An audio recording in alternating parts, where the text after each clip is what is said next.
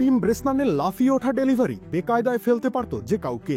Of stump লাইনের bouncer এমনিতেও খুব একটা সুবিধার নয় ব্যাটারদের জন্য, কিন্তু স্ট্রাইকে যখন সচিন টেন্ডুলকার তখন চিন্তা কিসের।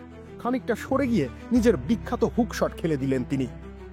ডানা মেলে বলটা উড়াল দিল গ্যালারির দিকে, আর তখনই দর্শকেরা উড়াল দিয়ে ফিরে গেলেন পুরনো সময়টাতে। সময় অনেকটা ইলাস্টিকের মতো, স্মৃতির আঙুল তাকে টেনে নিয়ে যেতে পারে এক প্রজন্ম থেকে অন্য প্রজন্মে। সচিন যেন সেটাই করলেন। সময়ের ঘড়িতে চেপে দর্শকদের পাঠিয়ে দিলেন 2 দশক পেছনে। ওয়াংখেড়ে কিংবা দুবাই, সাহারা জার্সি গায়ে সচিন ঝড় তুলছেন, নাভিশ্বাস তুলে দিচ্ছেন সময়ের সেরা সব বোলারদের। ঘড়ির পেছনে সেই কাঁটা ঘুরিয়ে আনলেন পুরনো দিনগুলোকে নতুন দিনে। বহুদিন পর খুললেন তার ড্রাইভ, পুল আর কাট শটের ঝাঁপি।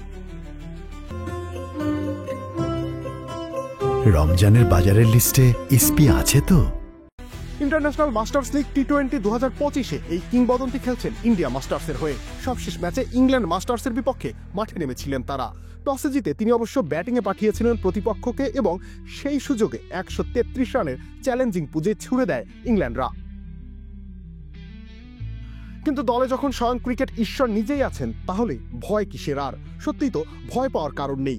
এই কিংবদন্তি নিজেই সামনে থেকে লড়াই করে দলের জয়ের পথ অনেকটাই সহজ করে দিয়েছেন। তার ব্যাট থেকে এদিন এসেছিল 21 বলে 34 রানের ঝকঝকে এক ইনিংস। সংখ্যার হিসেবে আহামরি কিছু নয়, তবে ভক্তদের নস্টালজিয়ায় ভাসাতে যথেষ্ট ছিল।